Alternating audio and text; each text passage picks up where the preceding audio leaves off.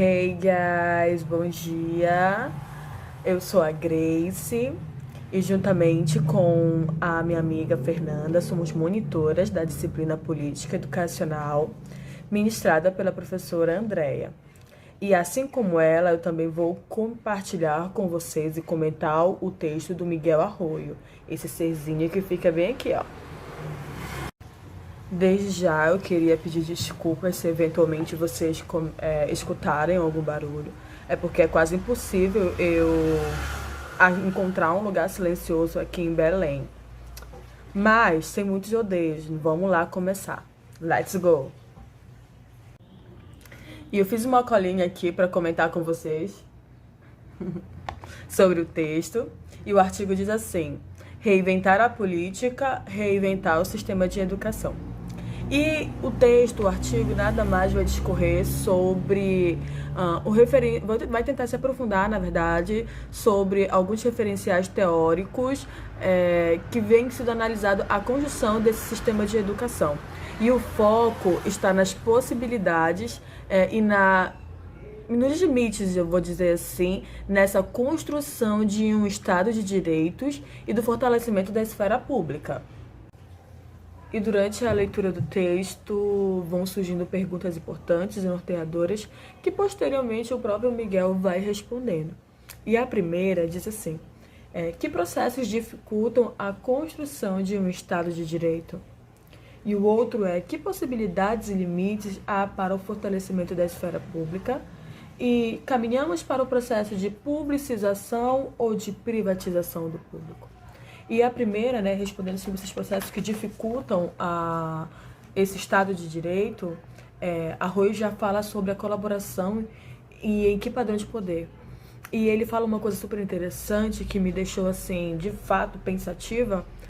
E quando ele fala justamente sobre essa questão da colaboração e em que padrão de poder, ele está falando justamente sobre essa questão de como vai consolidar, por exemplo, um sistema educacional se a cada nova gestão o programa é redefinido, se não existe, por exemplo, uma continuidade nesse programa, se as pessoas que estão na gestão mudam. E ele fala que existe também uma partilha desigual de poder entre o Estado, uma partilha desigual entre os estados, os municípios e a própria União.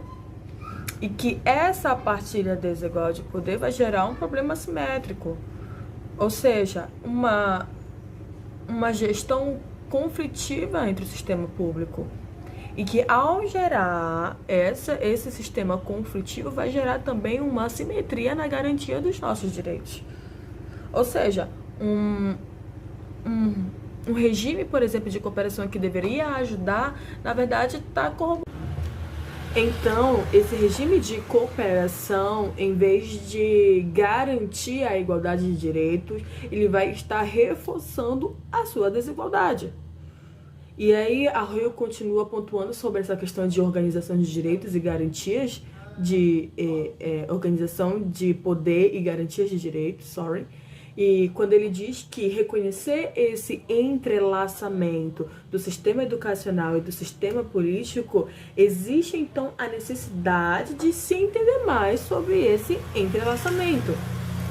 E ele fala que a gente vai passar a entender não apenas revisando a análise da Constituição, as diretrizes, as LDBs, mas é colocar, por exemplo, foco nessa articulação no cerne da organização política.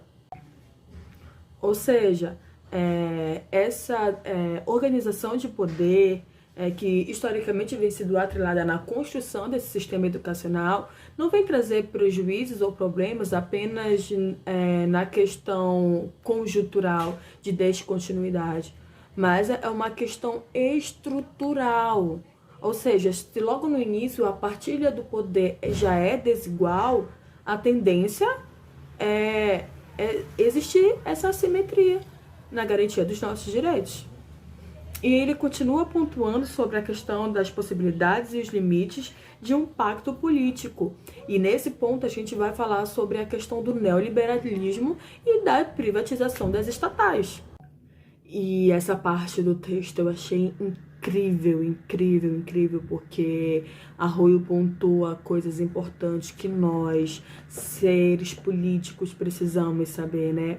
E ele diz assim, que é importante saber que em tempos de pactos privatizantes, de uma cultura política e mediática que mostra a desnecessidade do público, especificamente da escola pública, e dos gastos desnecessários com o sistema de saúde ou de educação pública, mostrando que são desqualificados ou ineficientes, assim como a esfera pública em geral, e especificamente a escola pública, são vistos como algo desnecessário ou um peso inútil para o governo.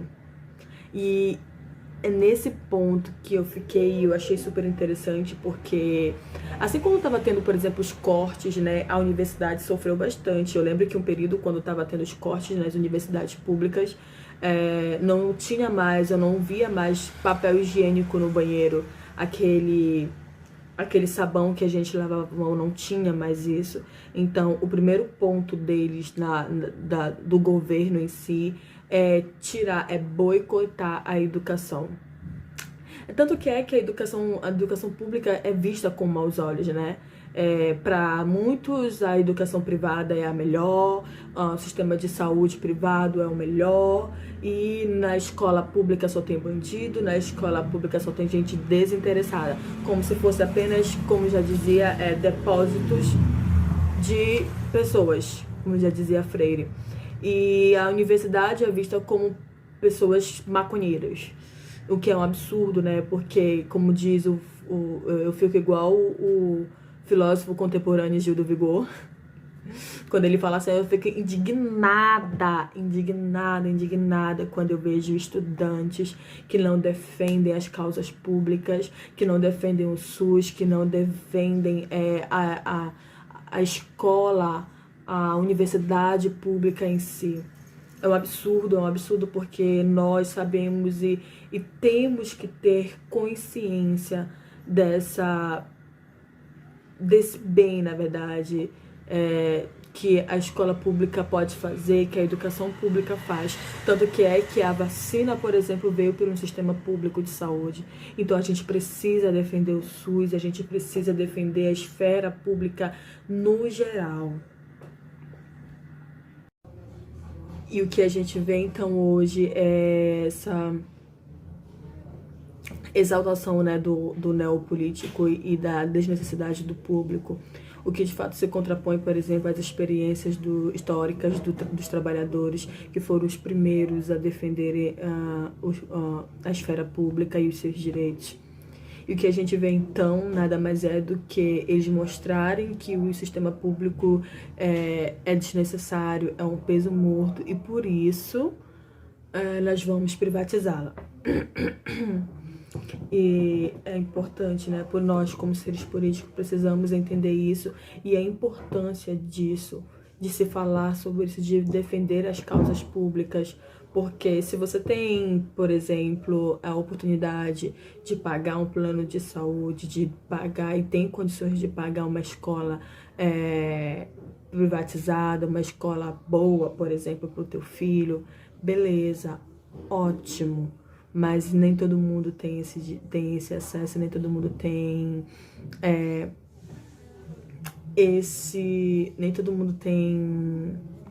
nem todo mundo tem essas oportunidades que você teve, né? Então, a gente precisa defender as causas pelos outros também, né? É fazer com que eles tenham também esse acesso a uma educação transformadora, porque de fato a gente sabe que a educação transforma tantas e tantas pessoas que já saíram da miséria a partir do momento que teve uma pessoa formada. Pessoas dessas que antes, por ser pobre, não tinha perspectiva de vida, mas que depois que foi colocado a elas o acesso à universidade, transformaram a sua vida, tiraram e saíram da miséria. Então a gente sabe que a educação sim, ela é transformadora e que a gente precisa lutar por elas. Não só pela gente, mas pelos outros. E no decorrer do texto, Arroyo ainda vai falar sobre a indistinção da esfera pública. E indistinção nada mais é do que aquilo que ainda não está claro ou que está indefinido. E quando ele coloca que essa indistinção do público e do privado em nossa história tem como característica já da política brasileira. Ou seja, a política brasileira ela está cada vez mais se encaminhando para essa esfera do privativo, de tudo privado.